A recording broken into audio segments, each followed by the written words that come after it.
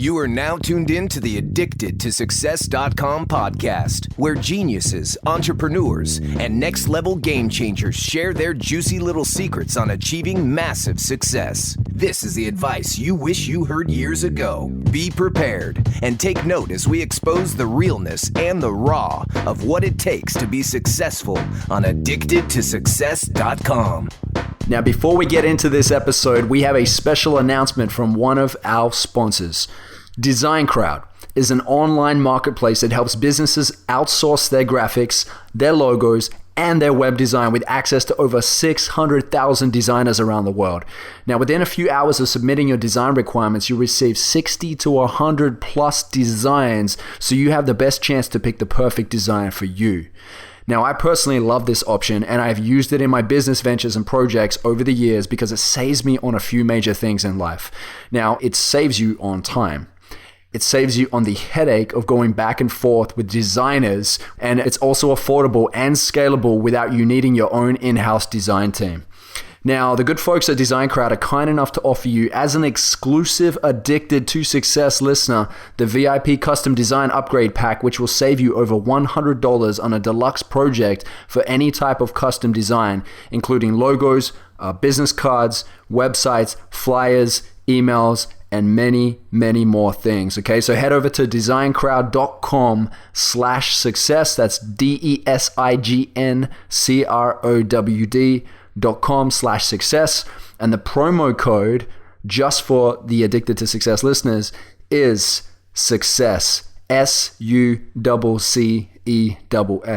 Right now, let's get into this interview. Welcome to the Addicted to Success podcast. I'm your host, Joel Brown, and I'm here today with Rachele Brooke Smith, who is an actress who I remember seeing in Bring It On quite a few years back, and the hit movie Center Stage, along with a number of other incredible movies that are yet to come and that are in the marketplace. Rachele also is a positive influencer online that has created such an incredible movement that is inspiring many people to be disruptive and to create more positive change in the world. So Rachele, thanks a million for jumping on the Addicted to Success podcast. It's great to have you here. Thank you so much for having me. And what a great introduction, man. You're good at that. And look forward to this. It really is such a dream come true to get to be on here, because I really do. I love what you're about. I love your message. And I really have been so inspired by some of the interviews that you've put out. And so I celebrate you for what you've done. Thank you. Thank you so much. It means a lot to me. You know, it's funny that you were saying, oh, that was such a great introduction. Now, just to share this, because I know you're about building confidence and talking about, you know, self-belief. What runs through my head most of the time, even though I've interviewed hundreds of successful people, I still have this kind of like trying to find my feet at the start. And when I coach others, I always say, like, welcome the warm-up.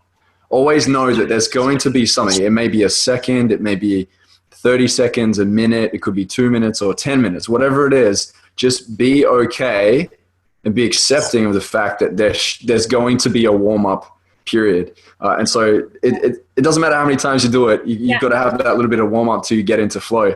No, you understand, because you're in movies, right? You're in filmmaking, so I'm sure you understand it. Oh, I 100%. I'm a big believer in that. You know, I think what I love thinking about it is, you know, that confidence is just like any other, it's a muscle. You know, if you don't do something every day to exercise that muscle, their confidence muscle, you'll lose it. You know, just like if you don't go to the gym or do some sort of physical activity, you'll lose your physical muscles. I think our emotional muscles are the same way.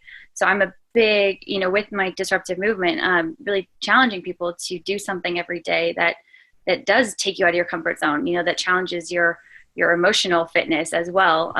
Because that is completely changed my life and is the only reason why I've been able to be successful as an actress or influencer or really in anything in life. Nice. So a few of my friends are in the, I guess, the movie industry, we could call it. And they do say that you've got to have this rhino skin to be in that game, right? Getting rejected quite often, hearing the no quite often, or not even hearing a callback. And a lot of people pin their hopes on like hearing back, especially when you're down to the final 2 or the final 3. So how do you deal with this process? Like, what goes through your mind, and what are you doing to get yourself into a place of not letting the no's knock you back? Oh man, I love this question so much. And just a little kind of background on my story that really goes hand in hand with this is, I saw a film when I was a little girl that completely changed my life. And I had that moment in the theater when I just fell in love with filmmaking. I don't know if you've ever saw a movie before, or, even a YouTube video or something where you're just like, changed like that. I went from feeling so stressed out and overwhelmed and honestly pretty much depressed at that time, because I had just broken my hand and had surgery. I have like my battle scars here of like 6 pins in there. Oh, look out. And I was a super competitive gymnast first, and it was really, really challenging for me to get up the courage to say, I just couldn't do that anymore, because I was so not happy in that life. And it was my life, it was my mom's life, it was my identity. And so when I saw this movie, Center Stage, was the first dance film I had ever seen, right? I was sitting in the theater at this really difficult time in my life, where I didn't know who I was anymore. My mom, who was my best friend, didn't want to talk to me. My friends didn't want to talk to me, all because I quit gymnastics. And so when I saw this film, I just sat in the theater and I just cried, and I was just like, that's what I want to do with my life. I've had this new passion and dream and purpose, really. I went from not knowing what I was or what I was doing to having this purpose. And I was like, my family actually had to pull me out of the theater and say, because I just wanted to sit there in that moment, in the dark theater all by myself. And like, I was just visualizing doing that with my life, like inspiring other people, just like all those girls up on the screen inspired me. And everybody told me I was crazy for thinking I'd ever actually do that with my life. And I remember, I was really loud about that goal and that dream, saying that I'm going to be an actress, I'm going to be a performer. And everybody said that same thing. Well, how are you going to deal with the rejection? Everybody tries and very few make it. And I just had such a pivotal, powerful moment when I saw that movie that I was like, I don't care what I have to do. You know what I mean? Like, I'm going to do it. And I had also stepped into this space where when I was doing gymnastics, I felt stressed out all the time. I was almost throwing up every week because I was so nervous of either getting hurt or getting yelled at. Because our coaches would definitely do those, would yell at us and throw things at us. And I was like 14 at the time. So it was really intense life to be living in. And, and I kept, when I started dancing and acting though, I felt this feeling of, I wasn't scared anymore. You know what I mean? I just loved it so much that it didn't matter what other people told me. I got told all the time, even when I went to dancing and acting from gymnastics, you're too stiff, or you're not moving your body enough. Cause even from being a gymnast to more of a dancer, it's a very different skill set for your body to learn. And I got, just told that I wasn't good enough all the time. And I just kept focusing on how much I loved it, how much it lit me up, that it just didn't matter. And kind of long story short, through a series of events that I thought were the worst things that could have ever happened, like not getting into my dream college, which was devastating, having to move out to LA when I was 18 and not knowing anybody and being scared out of my mind. I ended up fighting for that goal and that dream and watching that film, which is called Center Stage, all the time when I got really scared. And I would always turn to movement and music and creativity and art to help me shift, suffering states. And about 6 years after I saw Center Stage and had that moment where I was like, that's what I'm going to do, I ended up playing the lead in the sequel to that same film 6 years later. And that was my first acting job. And so if that's not a story of our ability to manifest really big goals and dreams, regardless of the challenges put in front of us, like I just don't know what it is. Wow, that is powerful and amazing. Well done. Congratulations. You matched the frequency of what was needed for you to be in it. Yeah. Right? Like you saw that, you're like, okay, I see what I need to do to get there. Now it's a matter of believing and holding that belief. And the no's that come along the way, the rejection, it can take some hits sometimes, but I just love that you held that self-belief and you had that vision, right? The vision is really powerful. Oh, So everything. Well, and like you said, what do you do in those times when you do have those no's? And it's funny because even in center stage, I have a scene where my co-star says, you're just going to quit. You're just going to give up after one rejection. And he was like, that's what this business is: rejection after rejection after rejection. And I really feel like it only is that way if you look at it that way, that everything is perception. And I really believe and love to share with people that I, coach and in my online community, how to make it a game for yourself of how fast can I shift this seemingly negative thing into an empowering thing. And, so we do a lot of things called disruptive dares with people that really gamify personal growth and gamify goal achievement. Because otherwise you can get so stuck and feel defeated and feel discouraged. But if you can make it a game for yourself and saying, great, how fast can I shift this? Like, how else could I look at this situation and find the good in it or find something empowering about it? And, something for me, even in acting, there's so many times, I've been on so many auditions, and I got told no a ridiculous amount of times. And I could focus on that and be very defeated and discouraged. And that belief wouldn't do anything to help me to get to my goal. And I love talking about not necessarily negative or positive thinking, but productive versus unproductive thinking. I want to think of productive thought. And so, is me thinking, but nobody, I got rejected, or like sitting in that, is that productive and helping me achieve my goal? Not really. But what is productive, is maybe saying like, okay, I feel discouraged right now, like owning up and claiming, being able to accept and be aware of where your current state is, and saying like, I feel discouraged, I feel challenged right now, but what could I go do if I really wanted to move forward? Or like, how could I use creativity or movement or something, to help me feel a bit more love or excitement or passion? I mean, questions are powerful, right? I mean, questions are everything. So what kind of questions are we asking ourselves? And I think that is hands down everything of helping people shift the state you're in to create a better action, to get a better result, to create a better life. Yes. I love that you said productive thinking. Someone recently kept saying, someone I was coaching, they kept saying, I'm busy. Is that, you busy or are you productive? Yes. Because they were being productive, but they kept saying, I'm busy. And I said, like, start shifting the way you look at it. Because some things you may be busy with, filling your time unnecessarily, but then there may be some productive things. So they started shifting, and they said it was empowering them in that process. I was also, speaking of actors, I was listening to Denzel Washington deliver this speech the other day, and he said, don't mistake movement for progress. Because a lot of us are doing so much, but we're not progressing. I think I literally listened to that same speech yesterday. And I was really empowered. Did you? Probably. I think I heard that same thing, and it really stood out to me. And actually, I've made a conscious decision, because I think I also heard Tim Ferriss say something super similar, that he was like, I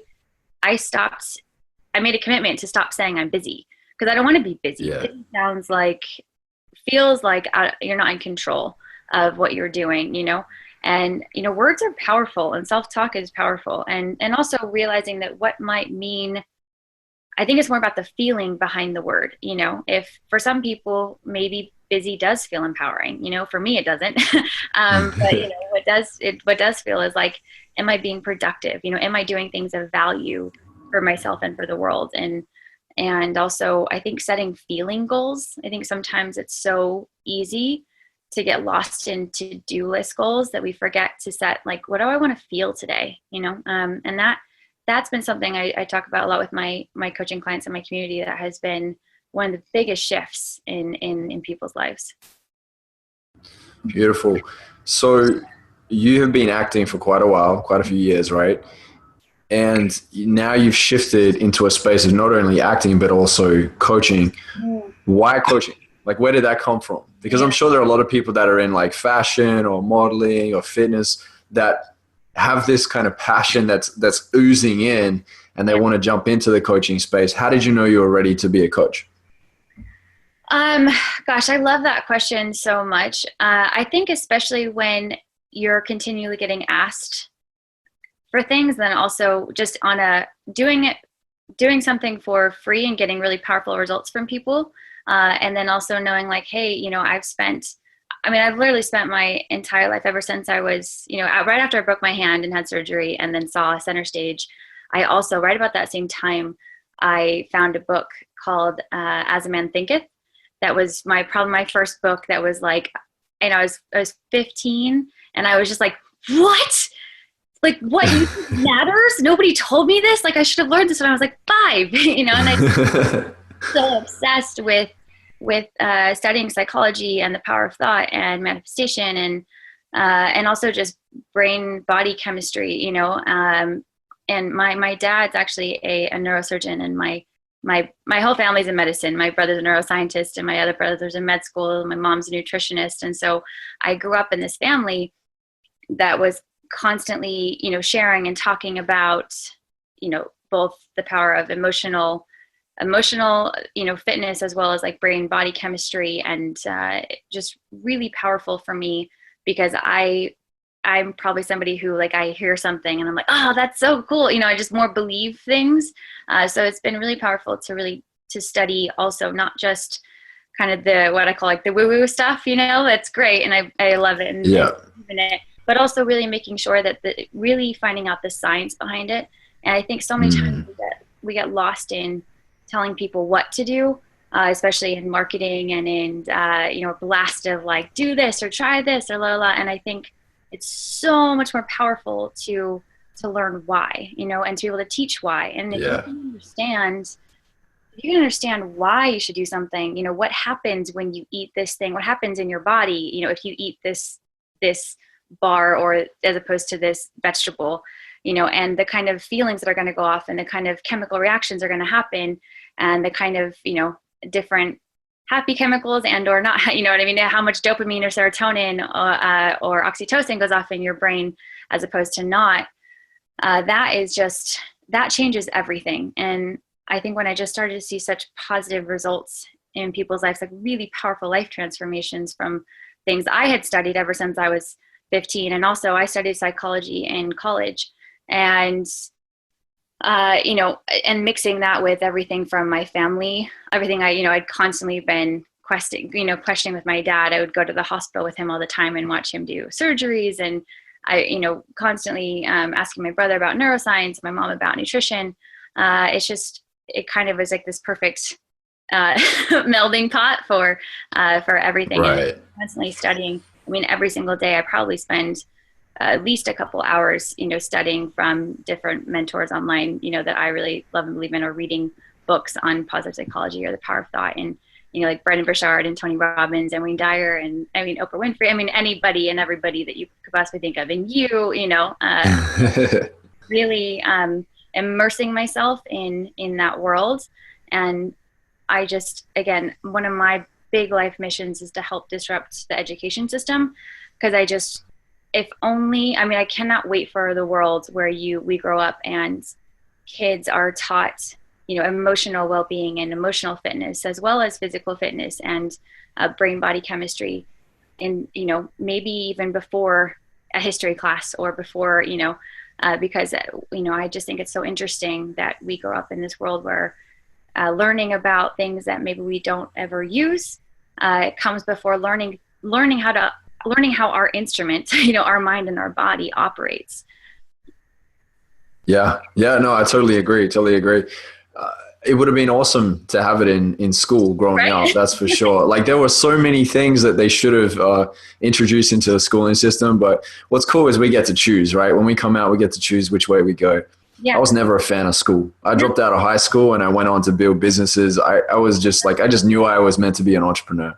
Well, and I think we have so much power now, and it's such a gift and a blessing to take such advantage of it with this online, it can be a blessing and a curse, obviously, but I think as influencers and or, thought leaders, that we can create those courses for kids now, or we can create those types of teachings and online classes for people where, a lot of my community are younger girls, and to be able to have that to be able to create not just, I believe so much that the power of fun is so underrated. And the more we can make personal growth and goal achievement fun, especially for a younger generation. I think that's what will completely shift, the next, I don't say the next generation, but just the world in general. I mean, the next generation is the future, For sure. Yeah. It would definitely move the needle. That's for sure. Just before I get into this next point, because I had a couple of things come up. What was the coolest thing that you've learned from your dad or your brother when it comes to neuroscience of the brain? Well, one of my favorite memories for sure was my dad. When I was in middle school, my dad would be like, because we didn't get to spend that much time with him because he was always doing surgery. And so he would make time for his kids. And he would say, who wants to go spend the night in the hospital and watch surgery? So at that time, you can't really do this anymore, but me and my friend who was having a sleepover, we got to go to the hospital with him, and literally I got to get all scrubbed up, and like he was standing right here, and like the brain, like he was operating on somebody right in front of me. And I was like probably 13 or 14 years old at the time.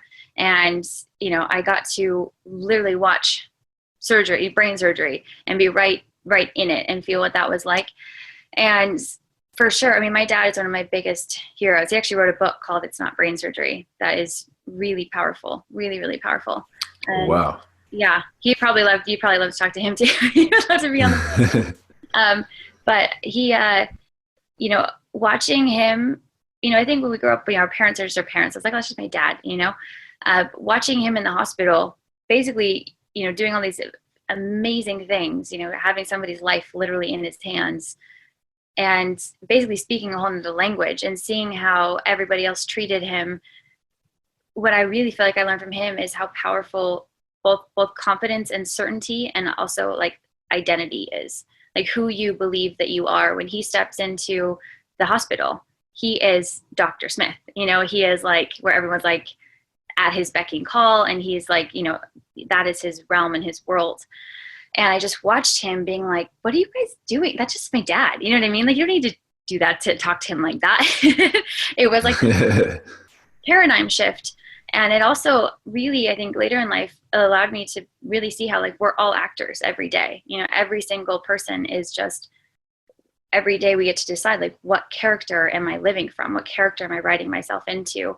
And the power of belief in identity, of who you believe you are, is one of the biggest factors, I think, in determining, your success in that. And I think all of us have the power to say, like, today I'm going to write myself into the action hero character. I don't want to be, what character am I writing myself? Have I been writing myself into a victim-minded character, or like the character who always loses, And, we, just like people have said, like, oh, what hat are you putting on? Like, put on your business hat, or put on your, like, the family hat. It's just a different way of saying, we have the ability to step into different, I would say identities, but it is powerful.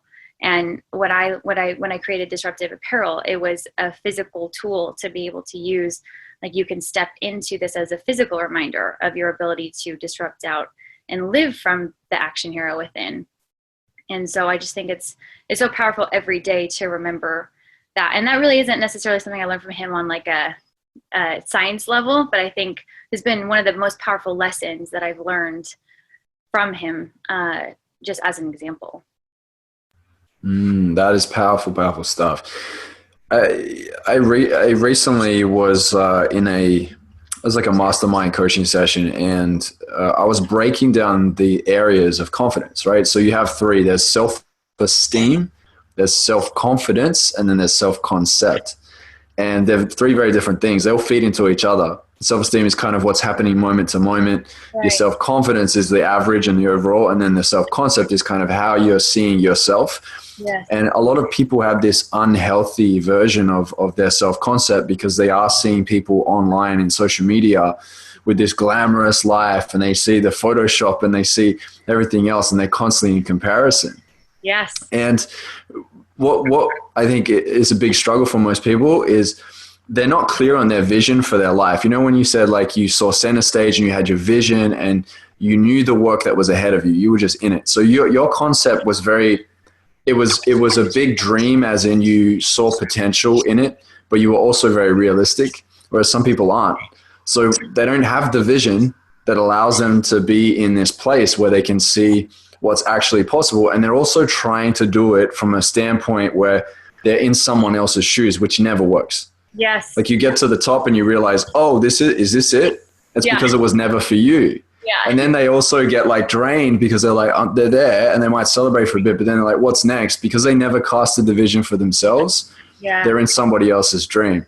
Yeah. So what do you find with your coaching when it comes to self-confidence? Like, what are the biggest areas that you find, especially young women too? Because you say you work with like young children and young women around self-esteem and self-confidence. What do you find is the biggest struggle and how do you help them break through?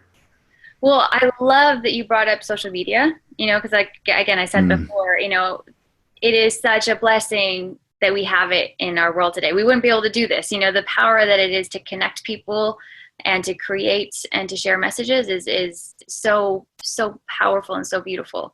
It can also be kill, I think, confidence and kill presence and being able to really get clear on who you are and what you do and everything. And I felt that hardcore as an actress, especially when things started to shift and Instagram numbers became like a thing.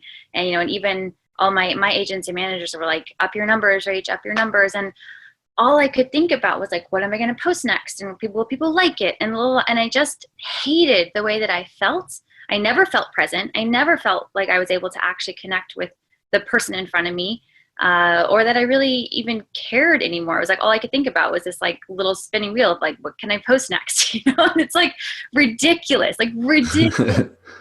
And I just made this commitment and I was just like, and I had also been, at this photo shoot for a film I was working on and with the most beautiful women in the world and the most amazing photographer, and them all talking about how they didn't feel good about themselves or how, the photographer had tried to post a behind the scenes picture of this, superstar model.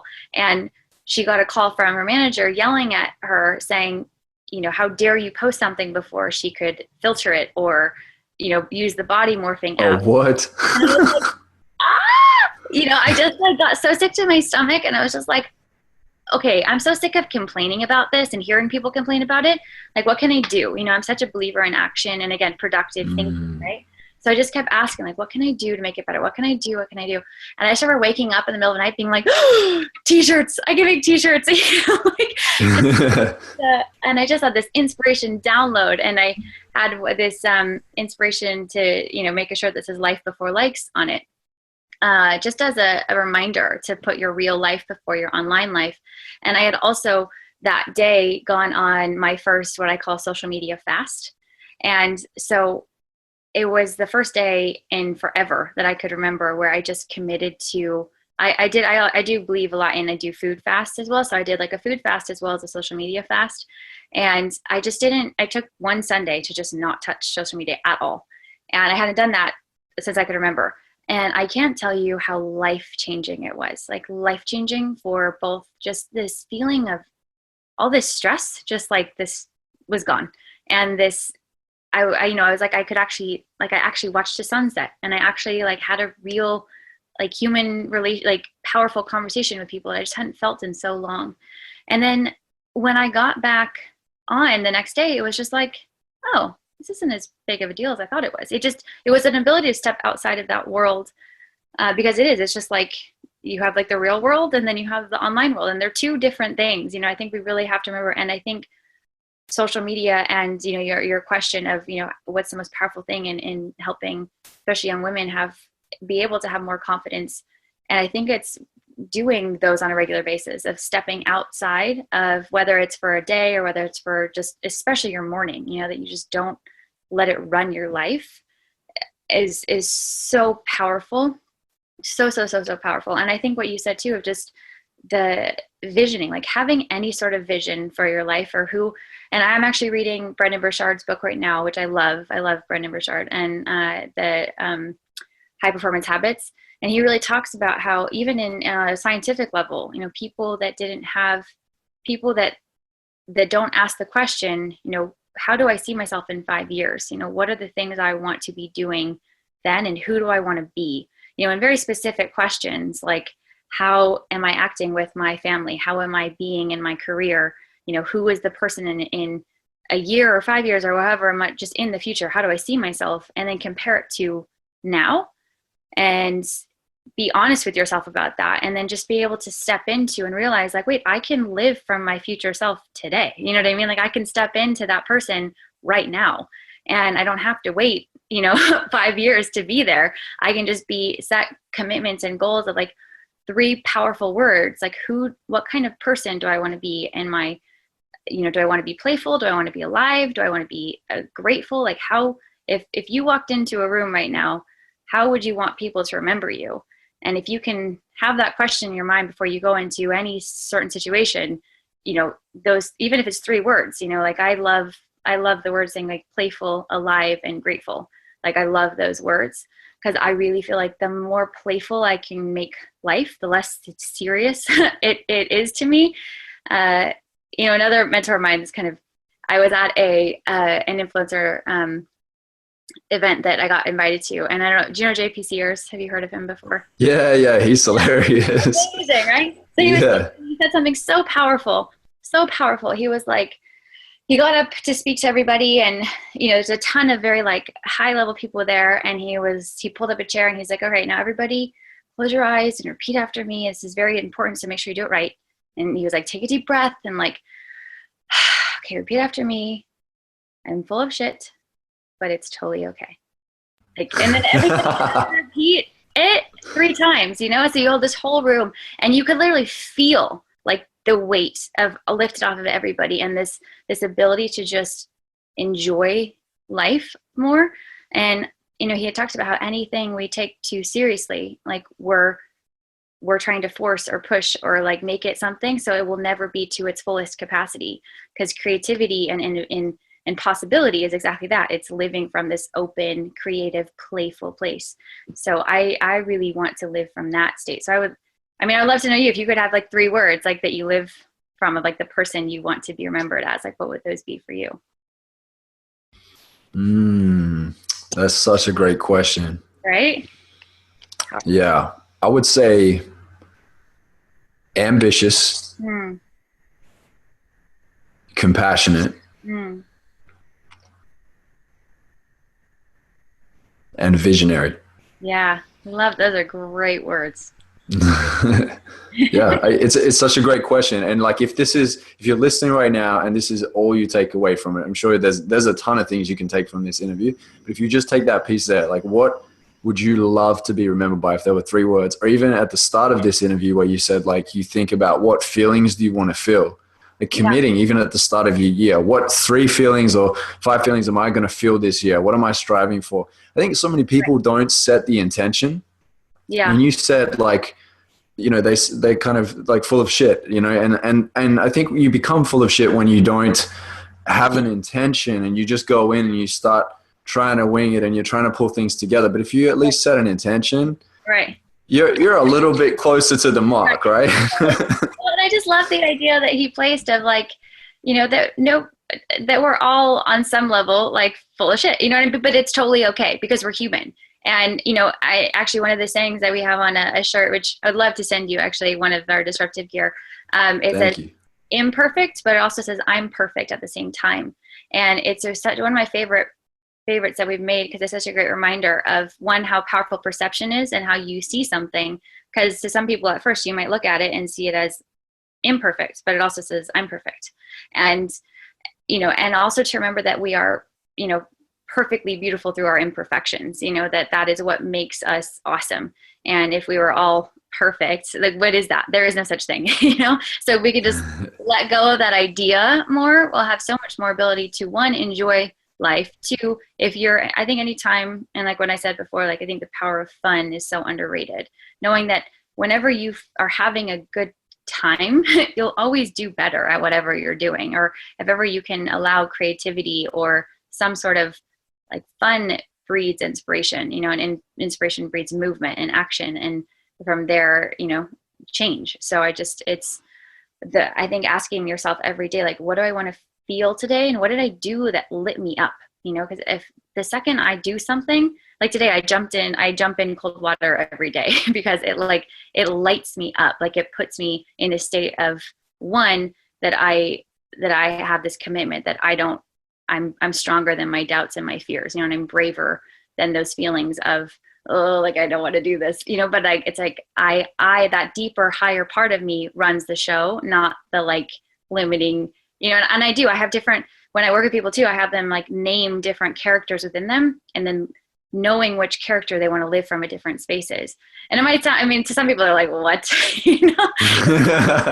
Honestly, one of the most powerful tools, if we all have the little kid inside of us. We all have the like boss, like badass inside of us. We all have the, more of like the loving, nurturing, or the, there's all these different characters within you. And if you can name them and then say, all right, I need to like, I can, like, for me, my, like, when I need to like get shit done, then I'm Brooke, and I call myself, I'm like, all right, Brooke, like, you got to do this, and there's a different feeling that goes off in my body that allows me to then go maybe act from a different place.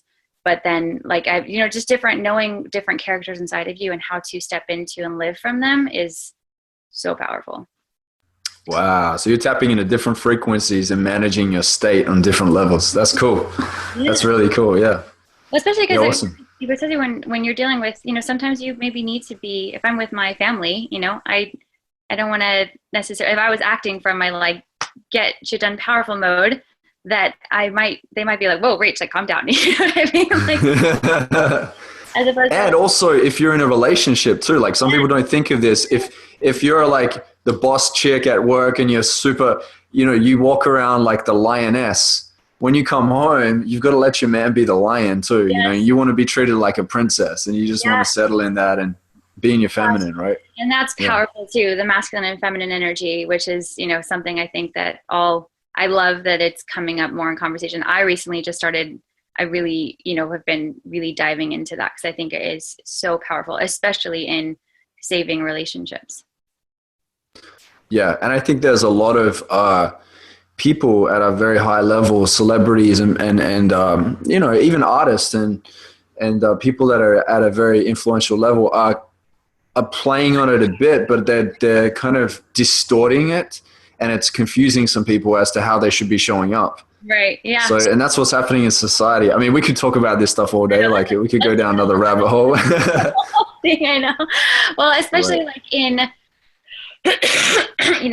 this new film that I've been working on, that I'm currently filming right now. I play the main girl in this film called The Last Exorcist. And it's just really powerful for me to be able to, and I love sharing lessons that I've learned as an actress because I feel like they are so powerful for life.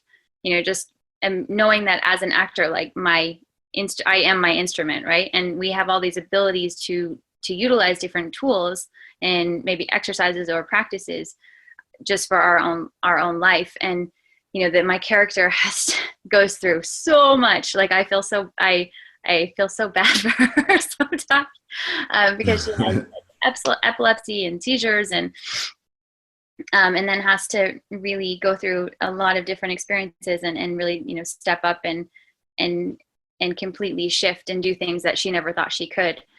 And I think in doing this role, it just reminded me, and I just put out a YouTube video about this of learning the different lessons I've learned as an actress that are so powerful in helping life as well, or just being a human being, the most like operating at optimal level. I think I love those words of like, I want to be not just like better every day, but I want to live at my optimal potential. Like I want to be the very, like we have this one life, like we never know.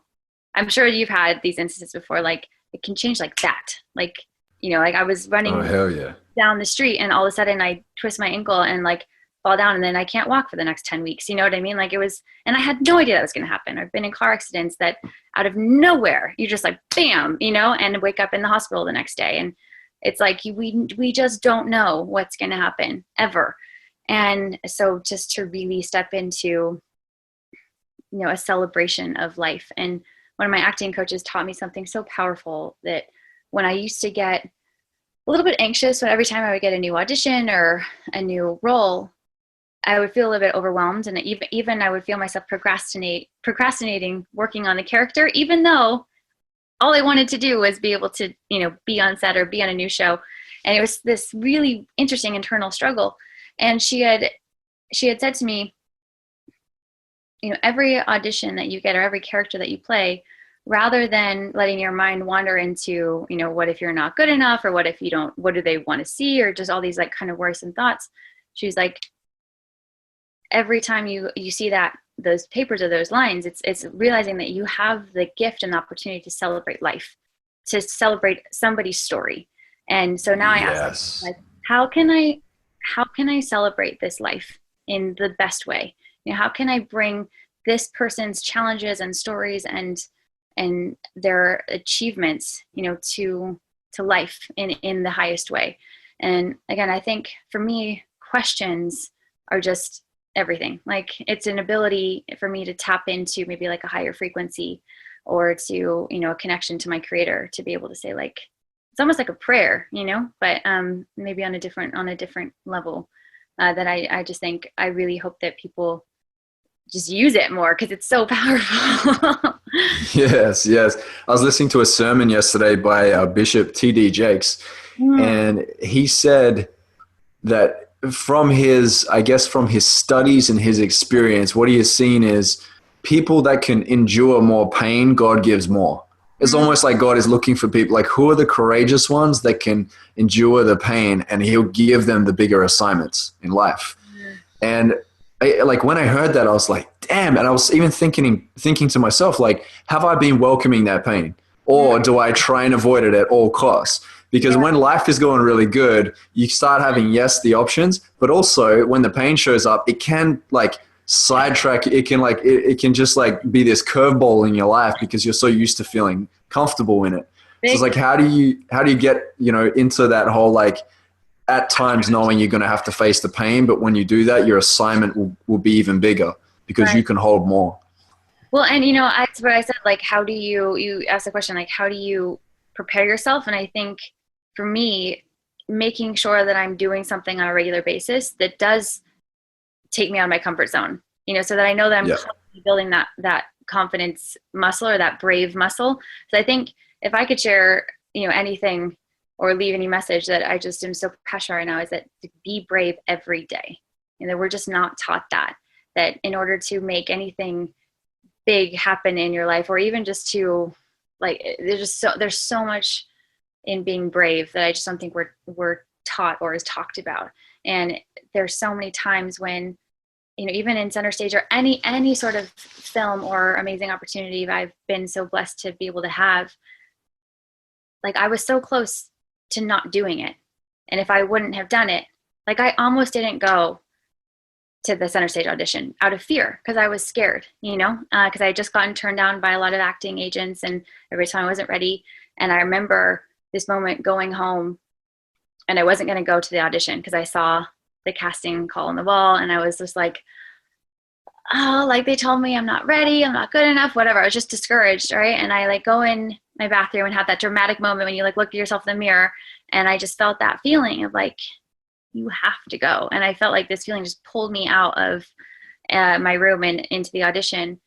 But I look at all those moments, and I'm just like, man, like, if I wouldn't have been brave and gone, a totally different life trajectory, and in every single moment, I think when we're faced with maybe, like you said, a feeling of pain, or maybe even reframing that, so it doesn't sound, at least for me, it doesn't sound so hard, like maybe there's a different word or a different feeling tone that can come with, being able to, and who can endure pain. It's like, how can I, this is like a like, what if we could look at it as, oh, a challenge, cool, I get to grow, as opposed to like, oh, something painful I have to go through. There's a much more weight to that statement, as opposed to being like, what if we could live in a place where we could start to see challenges as this, like, you get excited about them because you're like, yes, like, I get another opportunity to grow, to like show what I can do, how I can show up, how I can step up and change the game, and, gifted with more. And I just think it's all in how we can disrupt any sort of seemingly difficult thing and shift it into something empowering. Yes, and yes. I agree. You're going to love the new Think and Grow Rich movie, actually. Yes. It's coming out soon. It's coming out very soon. It's coming out in like 9 days from now. So I know you'll love it. There is basically the way that the film is shot, it has thought leaders in between. I'm in there with like Lewis Howes, Bob Proctor, and a number of others. And the chapters from the book Think and Grow Rich are also acted out. And they're inserted in between the thought leaders. So it's like full blown, like, you know, like the History Channel where the Roman soldiers are like, yeah, it's like reenacted scenes from, chapter from the book. And there is a chapter called 3 Feet from Gold. And if you're not familiar with it, but this guy goes and digs this mine, and then he gives up. And then another guy comes in and sees he's only 3 feet away from hitting gold. You never know. And I'm not saying this is your situation with Center Stage, but some things in life, like you literally could be going, I don't know. And someone else could be doing the same thing, which actually could be in a place where they could get a position or get a job or get a whatever. But that day they may not have shown up because you were more courageous than them. You went in and took that, and you got that opportunity. Do you know what I mean? Not to take away from you getting it, because I'm sure you well deserved it. But in life, sometimes there are those things where you just never know. Like, yeah, there could be someone out there that could be like big competition, but because you didn't give up and you stayed committed to it and you were consistent, people see that and the opportunities come to you. So yeah, no, I love that. Actually, I've posted that. There's a picture of that kind of me, like showing the different, like how close he was to the end of the goal. We were posting it a while ago, and I just love that message so much, and I just think we're way more powerful than we know. We're way stronger than we think we are. And we're way closer to achieving our goals and dreams than we think we are. It's just, and having that belief is so empowering, and I don't know, I just think every single film role or amazing thing I've had has been a very similar story to that Center Stage role. And I get asked a lot from people of like, how did you do that? That just doesn't happen. Or like, how did, or even other roles that I have a film that just came out called Cold Moon that I play a Southern character in. And I'm not kidding you, for like the whole year before that, I was like, I want to play a Southern character. Guys, I want to play a Southern character. And I was just like telling every single person I possibly could, right? Like every producer, every director, every friend, every casting director. Putting it out there. I think being brave enough, first of all, to say, this is what I want next. Like this is what I'm working on. This is who I'm stepping into next. And then just like telling it to everybody, and I think that's something that so many people don't do is to say like, this is what I'm doing. And if you know anybody that can like help me on my path, like awesome, and not from a, like, what can I get from you, but just literally like stating a desire. And it's amazing what happens that like you said, if you state your action, if you state like what you desire, and then take action towards it every day, and then kind of not necessarily let it go, but let go of there's a saying that I love so much. It's called setting intention and then giving attention to it on a regular basis with no tension to the outcome. And so like intention, attention, no tension. And I swear I say that to myself all the time. It is so powerful because, again, if you put too much like the stress and the struggle and the tension, that's what just makes us like defeated. We're like, we are blocking our own growth as opposed to just living in a place of, nope, this is, and I love too, I think there's this ladder of, there's like a belief, like I have, or a hope, like I have a hope that this might happen. Then you can step into I believe that this is happening. And then there's a state of, I just know it. Like you can't tell me what's not going to, you know what I mean? Like this is a knowing, and that knowing is ridiculously powerful, and I think that's where Jim Carrey was when he said, I'm going to make that $10 million. He knew it, and like when I made that decision when I was 14, like I knew it, and it's just, how can we get ourselves to step into that knowing about whatever it is we want to create? I love that. It's like sprinkling it with a little bit of faith, right? Yes. Like you set the intentions, you map out the vision, you hit it every day, but you always have to just sprinkle it with a little bit of faith. That's being the unattached, because I believe we're often course corrected too. Like something that like we're like, oh, I want this so bad. I remember casting my 10-year vision 7 years ago. Some elements of my vision have been way bigger. Like I remember writing down, I want 10 million views on Addicted to Success in 10 years.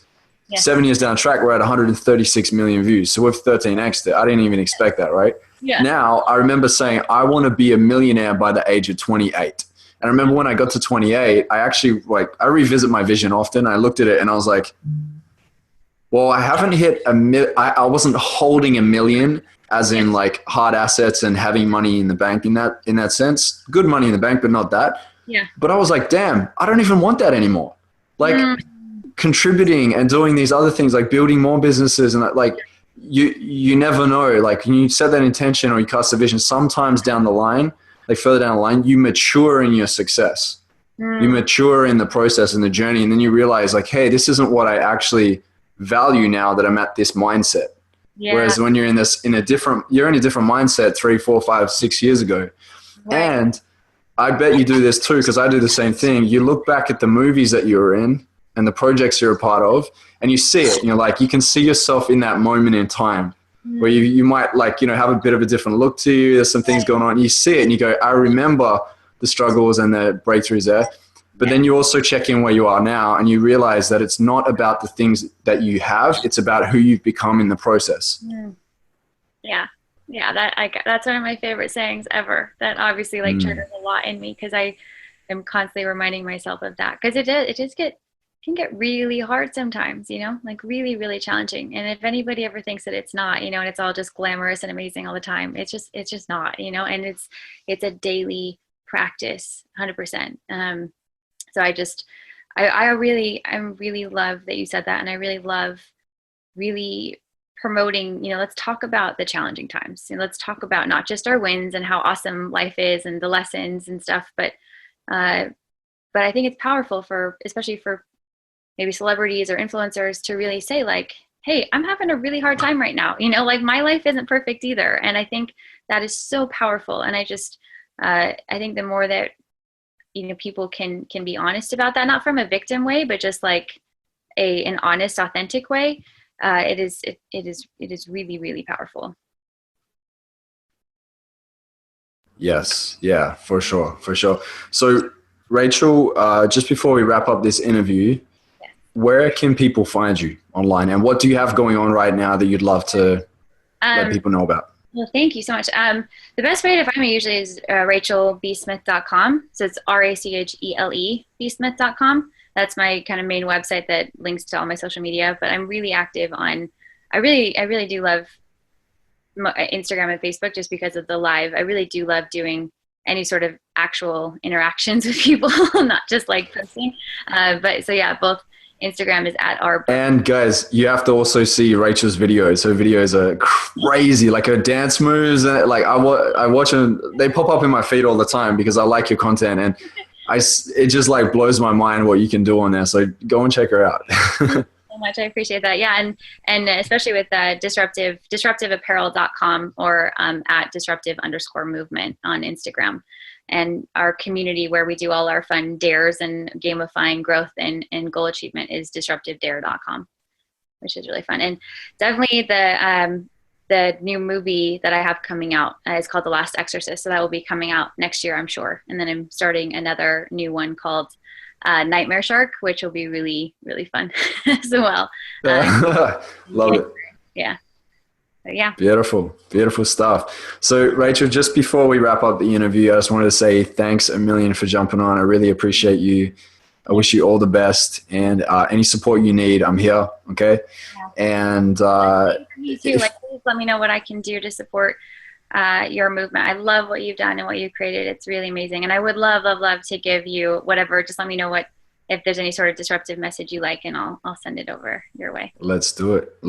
Yeah. And guys, for those that are listening, make sure you jump in, be a part of Rachel's movement, be a part of disruptive, positive change in the world too. Yes. Because that's what we need more of. We need more of that. Yeah. So Rachel, just before we wrap up this interview, I always end the interview with this one last question. And the question is, if you were to deliver your last 30-second speech to the world, what would that last 30 seconds sound like?